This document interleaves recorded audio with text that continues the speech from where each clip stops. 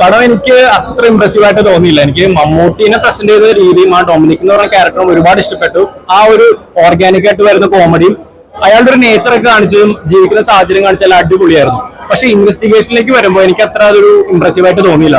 നമ്മൾ മുമ്പ് പണ്ട് കണ്ട സിനിമകളുടെ ഒരു ചായവും ആ ഒരു ട്വിസ്റ്റ് ആയിട്ട് റിവീൽ ചെയ്ത കാര്യം അത്ര ഇംപ്രസീവ് ആയിട്ട് എനിക്ക് തോന്നിയില്ല. കുറച്ച് ഔട്ട്ഡേറ്റഡ് ആയിട്ട് തോന്നി. കുറച്ചും കൂടി ഒരു പുതുമയുള്ള ഒരു കോൺസെപ്റ്റ് ആയിട്ട് ഇവർക്ക് ആ ഇൻവെസ്റ്റിഗേഷൻ പ്രസന്റ് ചെയ്യാമായിരുന്നു. പക്ഷെ ഇതൊക്കെ മാറ്റി നിർത്തി കഴിഞ്ഞാൽ മമ്മൂട്ടിനെ കണ്ടിരിക്കാം. മമ്മൂട്ടിയുടെ ഈ ഒരു ക്യാരക്ടറായിട്ട് മാറുന്നൊക്കെ നല്ല രസമായിരുന്നു. ചെറിയ ചെറിയ മൈന്യൂട്ട് കോമഡി ഒക്കെ ഉണ്ട്. അതൊക്കെ നമുക്ക് എന്റർടൈനിങ് ആയിട്ട് തന്നെ പോകുന്നുണ്ട്. പിന്നെ ഗോകുൽ സുരേഷിന് അത്രയ്ക്ക് അങ്ങോട്ട് ചെയ്യാനുണ്ടായില്ല.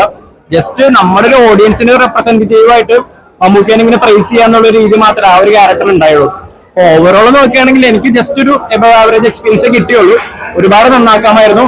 ഇതൊരിക്കലും ഒരു ഗൗതം വാസുദേവ മേനോൻ പടമായിട്ട് പേഴ്സണലി ഫീൽ ചെയ്യില്ല. നമ്മള് ഒരുപാട് പടങ്ങൾ അദ്ദേഹത്തിനെ കണ്ടിട്ടുണ്ട്. പക്ഷെ ഇതിന് അദ്ദേഹത്തിന്റെ ഒരു സിനിമയുടെ ഒരു ടച്ച് ഉണ്ടോ എന്ന് ചോദിച്ചാൽ ഇല്ലെന്ന് പറയേണ്ടി വരും. അതാണ് എനിക്ക് പേഴ്സണലി തോന്നുന്നത്.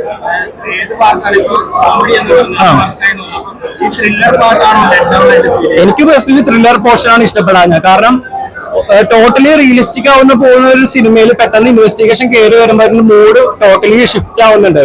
രണ്ട് സിനിമയായിട്ട് തോന്നുന്നുണ്ട്. മുളച്ചു നിൽക്കുന്ന പോലെ തോന്നുന്നുണ്ട്. ഇപ്പൊ ടോട്ടലി ക്ലൂലെസ് ആയിട്ടാണ് ഇൻവെസ്റ്റിഗേഷൻ തുടങ്ങുന്നത്. ഓരോന്ന് റിവീലായി വരുമ്പോഴേക്കും നമുക്ക് ആ ഒരു ഇൻവെസ്റ്റിഗേഷനോടോ ഇപ്പൊ ഒരാൾ മരിച്ചിട്ടുണ്ടെങ്കിൽ ആ മരിച്ച ആളോട് ഒരു കണക്ഷൻ തോന്നുന്നില്ല.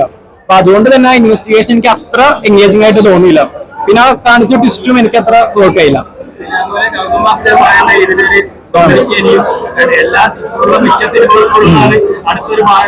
അത് ഡയറക്ടർ പറഞ്ഞത് ഇനി സെക്കൻഡ് പാർട്ടും തേർഡ് പാർട്ടൊക്കെ വരുന്നുണ്ട്. പക്ഷെ അതിനുള്ളത് ഉണ്ടോ എന്ന് ചോദിച്ചാൽ ഇല്ല.